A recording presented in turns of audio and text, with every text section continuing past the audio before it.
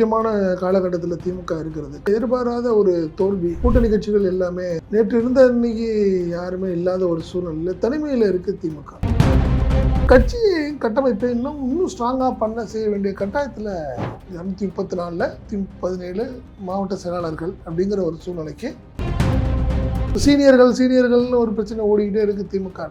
ஒரு 30 வருஷமா 40 வருஷமா சீனியர் ஸ்டூடெண்ட்ஸ் அப்படிங்கிற ஒரு சூழ்நிலை ஓடிக்கிட்டு. ஸோ கட்சியில கொண்டாட போறாங்களா, ஆட்சியில கொண்டு போதா, வாரிசு அரசியல்ங்கிற ஒரு பெரிய முத்திரை திமுக இருக்கு. அவங்க எம்பியா இருப்பாங்க, எம்பியோட பையன் அவர் எம்பி, இல்லைன்னா அவர் மாவட்ட செயலாளர், இப்படி ஒரு சூழ்நிலையும் இருக்கு. ஸோ அதையும் திமுக உடைத்தெறிய வேண்டிய கட்டாயத்தில் இருக்கு. பிஜேபியில் மாநில தலைவர் பதவி தரப்போறாங்கன்னு டாக்கு. இன்னும் பார்த்தீங்கன்னா சிரிக்கிறதா அழுகிறதான்னு தெரியல. துணை பொதுச் செயலாளர் தரேன்டாரு எடப்பாடி பழனிசாமி. பிஜேபிக்கு இங்கே இருக்கிற சூழ்நிலை என்ன? பிஜேபியோடைய அரசியல் திமுகவும் சரியாக இருக்குமா? கடந்த காலங்கள்லாம் வேறு. ஏற்கனவே பிஜேபியோட கூட்டணி வைக்காதவங்களா?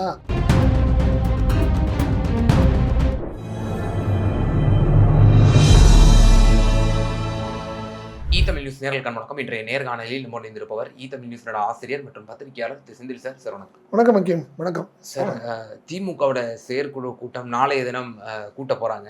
இதுல பெரிதும் பரபரப்பான எதிர்பார்ப்புகள், ரொம்பவே ஒரு முக்கியமான பல முடிவுகள் எடுக்க போறதாக செய்திகள் தொடர்ந்து பத்திரிகைகளில் நம்ம பார்க்கிறோம்.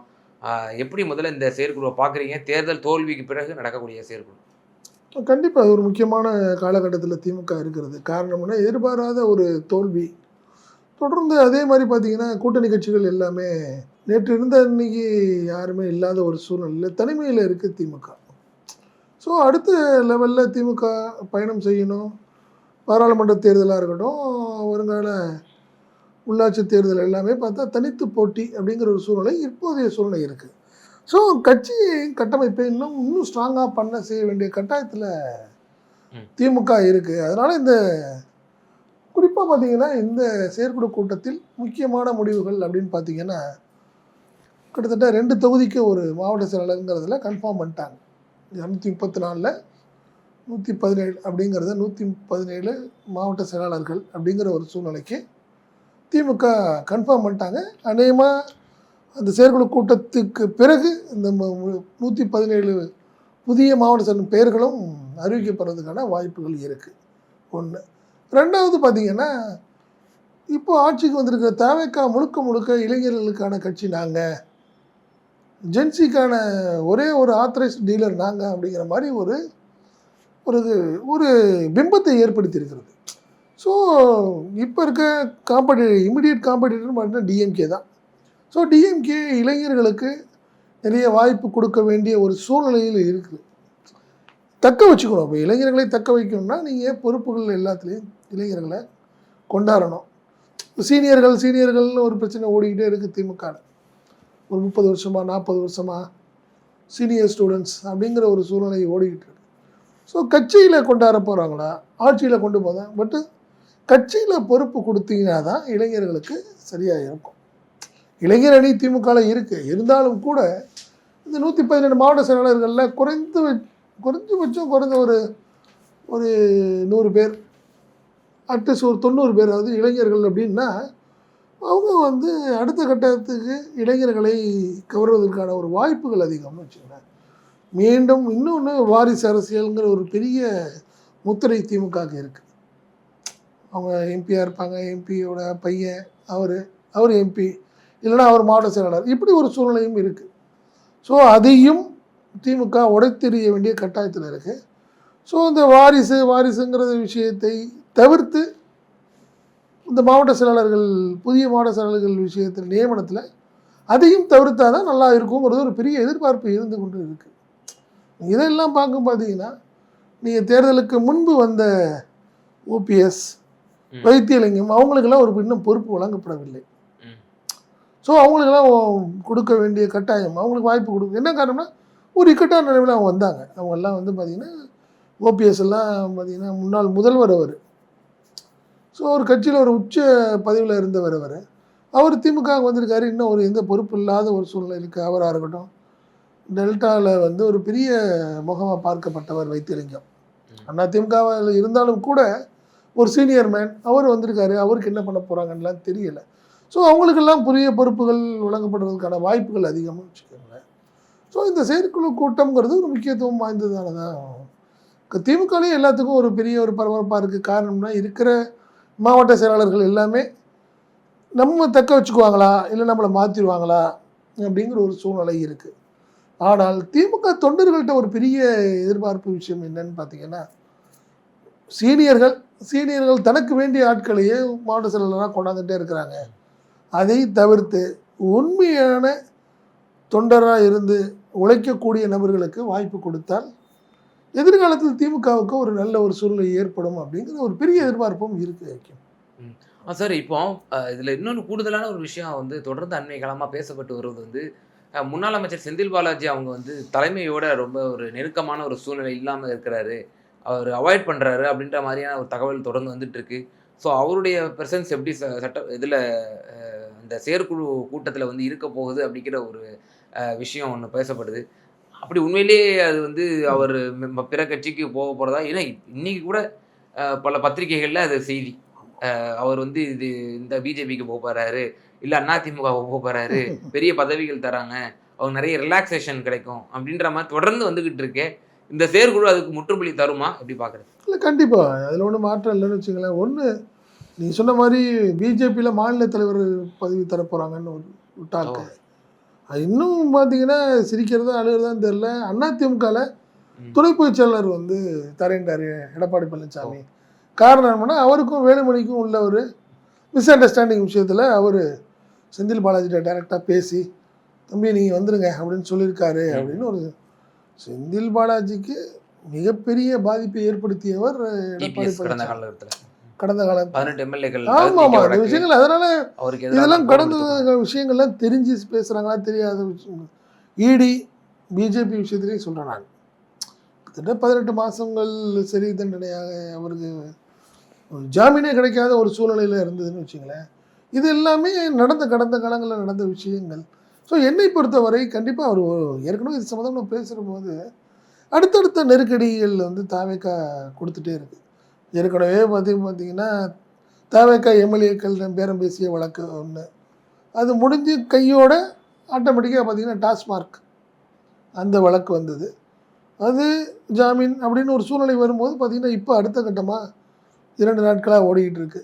நீங்கள் டிரான்ஸ்ஃபார்மர் வாங்கிய வழக்கில் லஞ்ச ஒழிப்பு. ஸோ இந்த நெருக்கடிகள்ங்கிற ஒரு விஷயத்துக்காக தன்னை சார்ந்த நபர்கள் பாதிக்கப்படக்கூடாதுங்கிற ஒரு விஷயத்துக்காக அவர் தொடர்ந்து அவர் தன்னை தனிமைப்படுத்தி கொண்டு போயிட்டுருக்காரு ஒழிய, மற்றபடியில் என்னை பொறுத்தவரை கண்டிப்பாக அவர் டிஎம்கே விட்டு வெளியே போகிறதுக்கான சூழ்நிலை இப்போதைக்கு இல்லைன்னு நான் நினைக்கிறேன். காரணம் என்னென்னா, தலைமை நல்லாவே அவரை வச்சுருக்குறாங்க, அதனால மாற்றமே இல்லைன்னு வச்சுங்களேன்.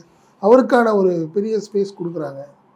என்ன காரணம்னா, சில வழக்குகள் விஷயமா அடிக்கடி வெளியே போக வேண்டிய ஒரு சூழலில் இருக்காரு.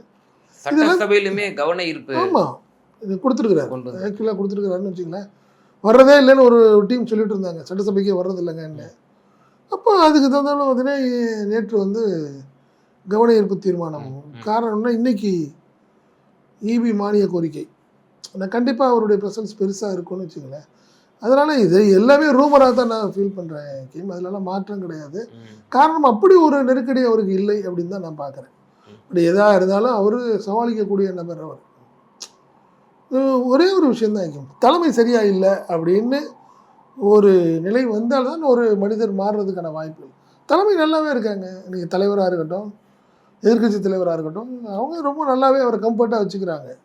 அப்படி ஒரு சூழ்நிலையில் ஒரு இன்னொரு மாற்று சிந்தனைக்கு வேலை இல்லை என்னை பொறுத்தவரை. அதற்கான வாய்ப்புகள்லாம் இல்லை. இது எல்லாமே ரூமர், இது எல்லாமே பிஜேபிங்கிறத தாண்டி இதில் முழுக்க தாவேக்கா டீம் அவர் வெளியே போக போகிறாரு அப்படிங்கிறதெல்லாம் அவங்களோட தட்டி விட்டுட்டு இருக்கிறாங்க. அதுக்கு எல்லாத்துக்கும் கண்டிப்பாக ஒரு முடிவு சொல்லுவார். அடுத்தடுத்த நெருக்கடி வழக்குகள், அதனால தான் அவர் கொஞ்சம் தனிமையாக இருக்கிறாருன்னு நான் ஃபீல் பண்ணுறேன். அப்படிதான் நினைக்கிறேன். அதே போல் சார், இப்போ இந்த செயற்குழுவில் யார் மீது நடவடிக்கை, யாருக்கு புதிய பொறுப்புகள், இது ரொம்பவே பெரிதும் எதிர்பார்க்கப்பட ஒரு விஷயமா இருக்கு. நம்ம ஏற்கனவே பல விஷயங்கள் பேசியிருக்கிறோம். அன்பில் மகேஷ் மீதான ஒரு கோபத்தில் வந்து திமுக தலைமை இருக்கு, அதுக்கு பல காரணங்கள் நம்ம அதை விவாதிச்சிருக்கோம்.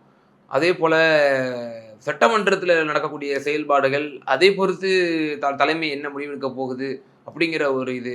அப்புறம் கனிமொழி அம்மையாருக்கு ஏதேனும் வந்து ஒரு பவர்ஃபுல் குடுக்க போறாங்களா? இந்த மாநில அரசியல்ல ஏதேனும் அப்படிங்கிற ஒரு எதிர்பார்ப்பு இருக்கு. உதயநிதி ஸ்டாலின் அவர்கள் திரு மு.க. ஸ்டாலின் அவர்கள் ஆக்டிவா இருக்கும்போதே அவருக்கு தலைவர் பதவி வழங்கப்படுமா? இப்படி பல கேள்விகள் இருக்கு. இதுக்கு என்ன மாரியான தகவல்கள் கிடைக்கப்பெறுது? இல்ல என்னை பொறுத்தவரை கனிமொழி அவங்களுக்கு ஏற்கனவே துணைப்பொதுச் செயலாளர் குடுத்துருக்குறாங்க. ம். அதெல்லாம் மாற்றம் இல்ல. 2வது அவங்க எம்பி குழு தலைவரா இருக்கிறாங்க. தேசிய அரசியல்ல அவங்க தான் பார்த்துட்டு இருக்கிறாங்க. இவருக்கு வந்து திமுக தலைவர் ஸ்டாலினுக்கு முக்கியமான விஷயங்கள் எல்லாத்தையும் அவங்க தான் டீல் பண்ணிட்டு இருக்கிறாங்க. ஸோ அதனால் எனக்கு பொறுத்தவரை மாநில அரசியலுக்கு கனிமொழி வருவாங்களாங்கிறது ஒரு கேள்விக்குறி. அவங்களுக்கு வேறு புதிய பொறுப்புகள்ங்கிறது சாத்தியம் இல்லை அப்படிங்கிறது ஃபஸ்ட்டு. அடுத்த கட்டமாக நீங்கள் செயல் தலைவர் விஷயத்தை பார்த்தீங்கன்னா அந்த அளவுக்கு ஒன்றும் அப்போ கலைஞர் அப்போது செயல் தலைவர் அப்படிங்கிற ஒரு சூழ்நிலை எல்லாம் வரும்போது என்ன காரணம்னா அவருடைய செயல்பாடுகள் கொஞ்சம் குறைய ஆரம்பிச்சது. காரணம் என்னென்னா அவரால் எல்லா இடத்துக்கும் போயிட்டு வர முடியாத ஒரு சூழ்நிலை இருந்தது. அதனால் அப்படி ஒரு காலகட்டம் வந்து இப்போ அப்படி இல்லையே. இவர் ஸ்டாலின் வந்து ரொம்ப ஆக்டிவாகவும் டெய்லி ஃபாலோ பண்ணிகிட்டு இருக்கிறாரு எல்லா விஷயத்தையும் வச்சுருந்தேன். ஸோ அதனால் அதுக்கும் செயல் தலைவருக்கான சாத்தியக்கூறுகளும் இல்லை அப்படிங்கிறது தான் என்னுடைய பார்வை. ஆனால் ஒரு விஷயம் நீங்கள் சொன்ன மாதிரி சீனியர்களை எல்லாத்தையும் கொஞ்சம் பல்லு பிடுங்கி வைக்கணும் அப்படிங்கிற மாதிரி தலைமை நினைக்கிறாங்க அப்படின்னு சொல்கிறாங்க. ஜென்சிக்கு ஏதுவா கொண்டு போகணும். ஆமா அதுதான் நான் சொல்றேன். இப்போ பிரதமர் மோடியே பார்க்குறோம். இப்போ இன்னைக்கு அறிவிப்பு செஞ்சிருக்கிறாரு. ஒவ்வொரு யூனிவர்சிட்டிக்கும் ஒவ்வொரு அமைச்சர் மத்திய மந்திரிகளை வந்து நான் நியமிக்க போறேன். அவங்க ஜென்சிகள் மத்தியில் உரையாடணும் அப்படின்னு சொல்லி இன்னைக்கு ஒரு அறிவிப்பு செஞ்சிருக்கிறாரு. ஒவ்வொரு யூனிவர்சிட்டியில இப்போ அவங்க போய் அடுத்து பாஜக என்னென்ன செஞ்சிருக்கு, தங்களுடைய அஜெண்டாஸ், தங்களுடைய செயல் திட்டங்கள், நாங்கள் இளைஞர்களோட இன்ட்ராக்ஷனோட தான் இருக்கிறோம், நீங்க எதுவும் ஆத்திரப்படாதீங்க. டெல்லியில ஒரு மிகப்பெரிய ரியாக்ட் நடந்ததுக்கு பிறகு மோடியினுடைய பாணி மொத்தமா மாறுறத பார்க்கணும். அவர் ஒரு அமைச்சரையுமே ராஜினாமா பண்ண வச்சிட்டாங்க. அப்படிங்கிற போது அப்போ ஒரு திமுகவும் ஒரு தமிழ்நாட்டில் ஒரு முக்கியமான ஒரு சக்திங்கிற அடிப்படையில் எப்படி அந்த சேஞ்ச் வரப்போகுது? அதான் நீங்கள் சொன்ன மாதிரி ஒரு சீனியர்ங்கிற ஒரு விஷயம் தான் இப்போ நெருடலாக இருக்குது திமுகவுக்கு. அந்த சீனியர்களுடைய கட்டுப்பாட்டில் தான் மாவட்ட செயலாளராக இருக்காங்க. அந்த சீனியர்கள் அவங்களுக்கு வேண்டிய ஆட்களை தான் கொண்டாந்து வச்சுக்கிறாங்க. மற்ற யாருக்கும் வாய்ப்பு இல்லாமல் இருக்குங்கிற ஒரு விஷயத்தை உடைக்க வேண்டிய கட்டாயத்தில் திமுக இருக்குது. அதான் நம்ம முதலே சொன்னோம் நம்ம. ஸோ அதனால் சீனியர்களுடைய பல்ல பிடுங்க வர்றதுக்கு தயாராகிட்டார் ஸ்டாலின் அப்படின்னு சொல்கிறாங்க. சீனியர்கள் 2-3 மாவட்டத்தில் அவங்களுக்கு வேண்டிய ஆட்களை போட்டு வச்சுக்கிறது. ஒரு மாவட்ட செயலாளர் போட்டு வச்சிங்கன்னா அந்த மாவட்ட செயலாளர், ஒன்றிய செயலாளர், நகர செயலாளர் எல்லாமே அவங்களுக்கு வேண்டிய ஆட்களை தானே போவாங்க. ஸோ அந்த சூழ்நிலை இருக்கக்கூடாதுன்னு ஸ்டாலின் நினைக்கிறாரு, திமுக தலைவர் நினைக்கிறாரு. ஸோ அதனால தான் ஒரு 2 தொகுதிக்கு ஒரு மாவட்ட செயலாளர் முடிவு பண்ணிட்டாரு. ஏன்னா சீனியர் சில பேர் பார்த்தீங்கன்னா 4 தொகுதிகளுக்கெல்லாம் மாவட்ட செயலாளராக இருக்கிறாங்க. ஸோ அதெல்லாம் கூட மாற்றுறதுக்கான வாய்ப்புகள் அதிகம் அப்படிங்கிற ஒரு விஷயம் சொல்லியிருக்காரு. அதனால் என்னை பொறுத்தவரை பொதுச் செயலாளர் வந்து பெரிய ஆக்டிவாக இல்லைனாலும் கூட இப்போதைக்கு அவரை மாற்ற வேணாம் அப்படிங்கிறது ஸ்டாலினுடைய ஒரு சூழ்நிலை. காரணம்னா நீங்கள் ஒரு சீனியர் மோஸ்டெல்லாம் நீங்கள் பயன்படுத்தி ஆகணும். இதில் கட்சியில் நீ ஆட்சியில் இருப்பாங்களா, அவங்களுக்கு எம்எல்ஏ சீட்டு கொடுப்பாங்களா, எம்பி சீட்டு கொடுப்பாங்களான்னு அப்புறம். பட் கட்சியில் சீனியர்களை சமயத்தில் பயன்படுத்தி கொள்ள வேண்டும். ஏன்னா ஒரு முக்கியமான பொறுப்பு, முக்கியமான முடிவுகள் எடுக்கும்போது சீனியர்களுடைய ஆலோசனை தேவை. நீங்கள் அவங்கள வந்து எந்த பொறுப்பும் கொடுக்காம ஓரமாக வச்சுட்டு தேவைப்பட்டு கூப்பிட்டு பேசலாம் முடியாது. எப்படி அவங்களுக்கு ஒரு பொறுப்பு கொடுத்து அவங்கள வச்சுக்கிட்டா தான் சரியாக இருக்கும். பட் திமுக அந்த விஷயத்தில் கொஞ்சம் தெளிவாக தான் இருக்கிற மாதிரி தெரியுது. அதில் மாவட்ட செயலாளர்களில் நிறைய இளைஞர்களுக்கு வாய்ப்பு அதிகம். அதில் திமுக தெளிவான ஒரு முடிவு எடுத்திருக்கிறதாக கேள்விப்பட்டேன். அதனால் கண்டிப்பாக அதுக்கான வாய்ப்புகள் அதிகம். மற்றபடி சீனியர் மோஸ்ட் எல்லாத்துக்குமே மாநில பொறுப்புகள் இருக்க தான் செய்யும். இந்த முதன்மை செயலாளராக இருக்கட்டும், துணை பொதுச் செயலாளராக இருக்கட்டும், என்ன தலைமை நிலை செயலாளர், இந்த மாதிரி விஷயங்கள் எல்லாத்துலேயுமே சீனியர்கள்லாம் வச்சுருப்பாங்க அப்படின்னு சொல்கிறாங்க. பட்டு அதையும் காலப்போக்கில் மாறுறதுக்கான வாய்ப்பு இருக்குது. இப்போ தாவேக்காவுடைய ரெப்ரசன்டேஷன்ஸ்லாம் பார்த்துட்டு இப்போ திமுகவும் கொடுக்க வேண்டிய ஒரு கட்டாயத்துக்கு வந்துருச்சு. இப்போ மாவட்ட செயலாளர்களில் எத்தனை தலித்ஸ் இருக்காங்க, எத்தனை பிற்படுத்தப்பட்ட பழங்குடியினர்லாம் இருக்காங்கிற மாதிரிலாம் கேள்வி கேட்க ஆரம்பிச்சிட்டாங்க. அதுக்கு ஒரு மாற்றம் கொண்டு வர போகிறாங்க அப்படின்ற மாதிரியும் சொல்கிறாங்களே. அப்படி எந்த நிர்பந்தமும் இந்த இல்லை என்னை பொறுத்தவரை திமுக அதுக்கான ஒரு பெரிய நிர்பந்தம் இல்லைன்னு தான் நினைக்கிறேன். காரணம் என்னென்னா நீங்கள் தலித்துகள் இருக்கட்டும், பிற்படுத்தப்பட்டோர், இந்த மாதிரி ஜாதிக்கான விஷயத்தில் அதில் திமுகவும் தெளிவாகவே இருக்கும். எப்பயுமே பார்த்தீங்கன்னா ஒரு துணைப்பொதுச் செயலாளர் ஒன்று இருக்கார். அவர் வந்து தலித்து பட்டியலை சேர்ந்தவராக இருந்தால் அவர் எடுத்துட்டாங்கன்னா ஒரு பட்டியலை சேர்ந்தவர் தான் போடுவாங்க, அதில் மாற்றம் இல்லை. அதே மாதிரி தென் மாவட்டத்தில் உள்ள முக்கியமான ஒரு குறிப்பிட்ட வகுப்பை சேர்ந்தவர்னா அவர் எடுத்துகிட்டு அது வகுப்பை சேர்ந்தவருக்கு தான் கொடுப்பாங்கன்னு வச்சுங்களேன். அது ஆண்டாண்டு காலமாக கிட்டத்தட்ட கலைஞர் அதுக்கான ஒரு மேனுவலை பண்ணிட்டு போன மாதிரி ஆயிடுச்சு. அவர் வழிகாட்டுதல் அடிப்படையில் தான் அந்த மாதிரி பலருக்குமே அந்த மாதிரி தான் நடந்துக்கிட்டு இருக்கு. அதனால் அதில் எந்த பிரச்சனையும் இருக்கிற மாதிரி தெரியலை. தெரியல. கண்டிப்பாக அந்த பிரச்சனைகள் எல்லாம் டிஎம்கேல பெருசாகவும் இருக்காது. காரணம் என்னென்னு வச்சுங்களேன், அது வந்து தலைவருடைய டைரக்ட் லிங்க்கில் இப்போ நீங்கள் விஜய்ன்னு சொல்கிறோம். இந்த விஜய் எத்தனை தலைவர்கள் பார்க்க முடியுது? கூட்டணி கட்சி தலைவர்களாக இருக்கட்டும், அவங்க கட்சிக்காரங்களாக இருக்கட்டும். இன்னும் இந்த கட்டமைப்பு திமுக அப்படியே இருக்கே. அறிவாலயமும் ஒரு கட்டமைப்பு வச்சுருக்காங்க. அதில் துணை பொதுச் செயலாளர்களுக்குன்னு ஒரு ஆஃபீஸ் போட்டிருக்கு, தலைவருக்கு ஒரு ஆஃபீஸ் இருக்குது. அவங்க எல்லாம் டெய்லி சென்னையில் இருக்கும்போது அவசியம் வந்துட்டு போகணுன்னு இருக்கு. இந்த அமைப்பு வேறு எங்கேயுமே இல்லையே. உங்களுக்கு வேறு எந்த கட்சியிலையும் கிடையாது. அதை நம்ம வந்து ஒத்துக்கிட்டு தானே ஆகணும். டிஎம்கேக்கு உண்மையிலே அந்த அந்த கட்டமைப்பு இது கலைஞர் பீரியடில் ஆரம்பித்தது, அண்ணா பீரியடில் கூட இல்லை, கலைஞர் பீரியடில் கூட ஆரம்பித்ததுக்கப்புறம் அந்த கட்டமைப்பு வந்து திமுக அதனால தான் இன்னும் ஸ்ட்ராங்காக இருக்குது. இந்த இந்த இதை யாராலையுமே அசைக்க முடியல.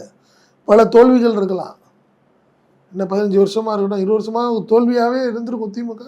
திருப்பி எந்திரிச்சதுக்கெல்லாம் காரணம் அந்த கட்டமைப்பு தான். அதிலெல்லாம் மாற்றம் இல்லை. அதை ஸ்டாலினும் தெளிவாகவே பண்ணிகிட்ருக்கார். சார், இப்போ இதில் இன்னொரு முக்கியமான இந்த செயற்குழுவில் பார்க்கப்படக்கூடிய ஒரு விஷயம் என்னென்னா, மத்திய லெவலில் என்ன முடிவு எடுக்க போகிறோம் அப்படிங்கிற ஒரு இது. இன்னைக்கு காலையில் கூட பல ஊடகங்கள், செய்தி நிறுவனங்கள் என்ன வெளியிடுறாங்க செய்தி அப்படின்னா, மத்திய அமைச்சரவையில் ஒரு பெரிய மாற்றம் வந்து ஒரு ஷஃபில் நடக்க போகுது, 20 அமைச்சர்களினுடைய இது மாறப்போகுது, அதில் நிர்மலா சீதாராமன் அம்மையாருடைய பதவியும் பறிக்கப்பட போவதாக ஏற்கனவே செய்திகள் வந்துட்டு இருக்கு. போர்ட்ஃபோலியோஸ் மாறப்போவதாக செய்திகள்லாம் வந்துகிட்டு இருக்கு. இப்போ இது இருக்கக்கூடிய பட்சத்தில் திமுகவுக்கு 2 அமைச்சரவை இலாக்கா தர்றதுக்கு மோடி தயாரா இருக்காரு அப்படின்ற ஒரு தகவல். இது திமுக போகுது அப்படின்ற ஒரு தகவலும் இருக்கு, இல்ல பரிசீலனை இருக்கு அப்படிங்கிற தகவலும் இருக்கு. இல்லை, இது வந்து என்னை பொறுத்த வரைக்கும் ரூட் மாஃபியாவுடைய ஒரு கண்டென்ட்டாக தான் நான் பார்க்குறேன். காரணம் என்னென்னா, காங்கிரஸ் கூட்டணி, அதாவது திமுக விலகி காங்கிரஸ் போயிடுச்சு, திமுக வேற ஒரு ஸ்டாண்ட் எடுக்க வேண்டிய கட்டாயத்தில் இருக்குது. காரணம் என்னென்னா, எங்களுக்கு பிஜேபியும் ஒன்று காங்கிரஸும் ஒன்றுங்கிற ஒரு சூழ்நிலைக்கு வந்துடுறாங்க. ஸோ இதை வந்து காங்கிரஸ் அண்டு டிவிகே டீம் என்ன பண்ணுறாங்க, இல்லை அவங்க வந்து பிஜேபியோட போகிறாங்க அப்படின்னு. இப்படி ஒரு சூழ்நிலை போனால் திமுகவுக்கு ஒரு பெரிய பாதிப்பை ஏற்படுத்தும்ங்கிறது தான் என்னுடைய பார்வை. அந்த முடிவை தலைவர் எடுக்க மாட்டார், திமுக தலைவர் எடுக்க மாட்டாருங்கிறது என்னுடைய கண்ணோட்டம். காரணம் என்னென்னு வச்சுங்களேன், பிஜேபிக்கு இங்கே இருக்கிற சூழ்நிலை என்ன, பிஜேபியோடைய அரசியல் திமுகவுக்கும் சரியாக இருக்குமா? கடந்த காலங்கள்லாம் வேறு, ஏற்கனவே பிஜேபியோட கூட்டணி வைக்காதவங்களா, ஏற்கனவே வச்சுருந்தாங்கல்ல அப்படிங்கிறதுல அப்போ வேறு. பட் இப்போ இருக்கிற சூழ்நிலை வேறு. காரணம்னா, கிட்டத்தட்ட 15 வருஷமாக கடுமையாக எதிர்த்து யார் திமுக பிஜேபியை கடுமையாக எதிர்த்து அரசியல் செஞ்சுட்டாங்க. இப்போ உடனே சேர்றதுக்கான வாய்ப்புகள் இல்லைங்கிறது தான் என்னுடைய பார்வை. கண்டிப்பாக 3வது அணியை உருவாக்கும் திமுக. பிஜேபி காங்கிரஸ் இல்லாத ஒரு 3வது அணியை தேசிய அளவில் உருவாக்கும். அது வந்து பிஜேபிக்கு சாதகமாக இருக்கலாம், காங்கிரஸுக்கு பெரிய பாதிப்பை ஏற்படுத்தலாம். நீங்கள் அதை வந்து நீங்கள் எப்படி அந்த ஸ்டாண்டை எப்படி நீங்கள் வந்து பிஜேபியோட நெருங்குறாங்கலாம் சொல்ல முடியாது. காரணம் என்னென்னா, என்னையை துரோகம் பண்ணிட்ட ஒன்று நீ இன்னும் நான் வாழக்கூடாது நீ நினைக்கிறேன், இப்போ நீ வாழணும் நான் எப்படி நினைக்க முடியும்? சார், என்னோட உயரம் என்னன்னு தெரியும்னு சொன்னது சந்திரசேகர் ராவ் வந்து தமிழ்நாடு முதலமைச்சர், அப்போதைய தமிழ்நாடு எதிர்க்கட்சி தலைவர் மு.க. ஸ்டாலினை பார்க்கும்போது, இல்லை காங்கிரஸ் அல்லாத ஒரு அணி அமைச்சா அது 3 அதாவது பிஜேபிக்கு தான் அது உதவும் அப்படின்னு சொன்னது, ஜெயலலிதா பண்ண கட்டமைக்க இயலாத ஒரு விஷயங்கள், இதெல்லாம் வந்து திரு மு.க. ஸ்டாலின் தமிழ்நாட்டுக்குள்ளே இருந்துட்டு இந்தியா முழுக்க இருக்கக்கூடிய தலைவர்களை 3வது அணி காங்கிரஸுக்கு எதிராக அந்த அளவுக்கு பண்ணக்கூடிய ஒரு வல்லமை இருக்குன்னு நம்ம வந்து அதை எடுத்துக்க முடியுமா? முதல்ல இல்லை, கண்டிப்பாக. இப்போ காக்ரோச் பார்ட்டின்னு சொல்லி ஒரு பெரிய லெவலில் ஒரு தேசிய லெவலில் ஒரு பெரிய தாக்கத்தை ஏற்படுத்தியிருக்கிறார்கள்.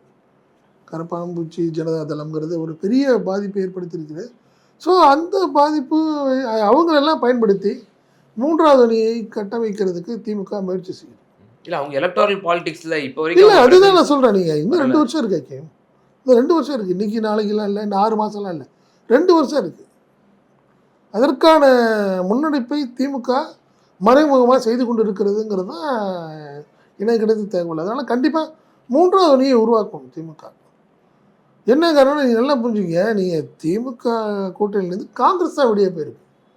திமுகங்கிற வெளியே வந்து 3வது அணிக்காக இல்லை, இவங்க வெளியே போயிட்டாங்க. போனதுக்கப்புறம் திமுகவுடைய நிலைப்பாடு என்ன, என்ன செய்ய முடியும்? மீண்டும் காங்கிரஸோட சமாதானம் செய்து அரசியல் செய்ய முடியுமா? சரியாக இருக்காது. ஸோ 3வது இல்லை, நமக்கு முன்மாதிரி தான் இருக்கு இல்லையா? இப்போ இதே அம்மையா ஜெயலலிதா 2014 மோடியும் வேண்டாம் காங்கிரஸும் வேண்டாம் அப்படின்னு சொல்லி தானே மோடியா லேடியான்னு கேட்டாங்க. 40க்கு கேண்டிடேட் போட்டு 37 வெற்றி பெற்றாங்க. அப்படிப்பட்ட ஒரு நடவடிக்கையில் ஈடுபடலாம். என்ன அப்படி என்ன இருக்கு நம்மளுக்குன்னு கேட்குறேன். நான் என்ன சொல்றேன், என்ன கட்டாயம் இருக்கு திமுகவுக்கு அப்படி ஒரு கட்டாயம்? ஏன் 3வது அணி அமைக்கிறதுக்கான ஒரு வாய்ப்பு? ஏன்னா நீங்கள் காங்கிரஸ் வந்து தன்னை நினைத்து நாங்களுக்கு ஒரு நம்மளை வந்து பெரிய துரோகம் செய்து விட்டது தான் திமுக ஃபீல் பண்ணுது. நம்மளுக்கு ஒரு பெரிய துரோகத்தை செய்து விட்டது காங்கிரஸ் அப்படிங்கிறது தான் திமுகவுடைய கோபம். 15 வருஷம் பல பிரச்சனைகளில் காங்கிரஸால் திமுக வந்து பாதிக்கப்பட்டுச்சு. இப்போ பிஜேபி என்னென்னமோ பண்ணாங்கல்ல. காரணம் என்னென்னா, நீங்கள் ஏன் காங்கிரஸை சுமந்துக்கிட்டு இருக்க, தூக்கி போடுங்கிறது தான் பிஜேபியோட ஒரே ஒரு டிமாண்டு. ஆனால் எல்லா வழிகளையும் தாங்கி கொண்டு தான் ராகுல் காந்தி பிரதமர்னு சொல்லிட்டு இருந்தார் ஸ்டாலின். பட் அதில் பற்றிலாம் சிந்திக்காமல் இன்னைக்கு விஜய்னு ஒரு நபர் கிடைச்சிட்டாரு அப்படின்னு சொல்லி போயிட்டாங்க. அப்புறம் இனிமேல் அவங்களுக்கு வந்து அடுத்த கட்ட அரசியலுங்கிறது ஒரு முடிவு பண்ணிடுவாங்கல்ல. இல்லை சார், 3வது அணின்னு போனாலேயே இப்போ தேசிய அளவில் தான் நீங்கள் கட்டமைக்கிறீங்களா, இல்லை மாநில அளவுக்கு அது எந்த அளவுக்கு அது வந்து வாய்ப்புகள் இருக்குங்கிற பல கேள்விகள் நிறைய இருக்கு. நீங்க நல்லா புரிஞ்சுக்கலாம். இப்போ உதாரணம் எடுத்துப்போம், தாவேக்கால இருக்கக்கூடிய கூட்டணி கட்சிகள் அவங்கெல்லாம் வந்து இப்போ மத்திய அளவுலேயே கூட அவங்களுக்கு முரண்பாடு, மாநில அளவுலேயே முரண்பாடு இருந்தாலும் சிபிஎம் வந்து அவங்களோட கூட்டணியில் இருக்கிறாங்க. அப்போ அவங்க கூட இப்போ தாவேக்கா கூட்டணியில் இருக்கிறத காங்கிரஸ் கூட்டணியில் இருக்கிறாங்களா இல்லையாங்கிறது இடதுசாரிகள் தான் முடிவு பண்ணணும் காலப்போக்கில். விடுதலை சிறுத்தைகளும் சூழ்நிலை வேற. என்ன அவங்க என்னைக்கு என்ன மாநில கட்சி, புரியுதுங்களா? அவங்க மாநில கட்சி, அவங்களுக்கு 3வது அணியை பற்றி கவலை இல்லை. மாநில அளவில் அவங்களுக்கு கூட்டணி வேணும், அவ்வளோதான். அது இடதுசாரிகளுக்கு அந்த மாதிரி கிடையாது, புரியுதுங்களா? நீங்கள் அதனால் இடதுசாரிகளுக்கு தான் சங்கடம் வரும். 3வது அணி அமைச்சால் அவங்க அங்கே போகணும். என்ன காரணம்? கண்டிப்பாக வேறு வழி இல்லை. காங்கிரஸை பிஜேபி எல்லாம் தாண்டி நீங்கள் காங்கிரஸ் பார்ட்டிக்கு இன்றைக்கி ஒரு பெரிய தாக்கத்தை ஏற்படுத்துது, அவங்கள வச்சு அடுத்த கட்டம் அரசியல் பண்ணலாம்னா கண்டிப்பாக இடதுசாரிகள் முடிவெடுப்பாங்க. அவங்களுக்கு தான் இங்கே தமிழ்நாட்டில் சிக்கல். எங்கே எதில் சேர்றது? திமுகவிட்ட திருப்பி வந்துடலாமா, இல்லை நீங்கள் வந்து டிவிக்கோட இருக்கணுமாங்கிற சங்கடம் தான். மற்ற யாருக்குமே சங்கடம் இருக்கிற மாதிரிலாம் தெரியலை, பெருசாக இருக்காதுங்கிறது என்னுடைய எண்ணம். பார்ப்போம், நீங்கள் அடுத்தடுத்த விஷயங்களை என்ன செய்ய போகிறாங்கன்னு பார்ப்போம். நிச்சயமா ஒரு மிகவும் பெரிதும் எதிர்பார்க்கக்கூடிய செயற்குழு கூட்டம் நாளை நடைபெற இருக்கிறது. இதில் எடுக்கப்படக்கூடிய தீர்மானங்கள், அதே போல நடவடிக்கைகள் ரொம்பவே ஒரு முக்கியத்துவம் வாய்ந்த நடவடிக்கைகளாக இருக்க போகிறது என்று கருதப்படுது. பொறுத்திருந்து பார்ப்போம். பல்வேறு விவகாரங்களில் எங்கள் நேயர்களுக்கு ரொம்ப தெளிவாக உங்களோட கருத்துக்களை பார்த்தீங்க. ரொம்ப நன்றி. நன்றி.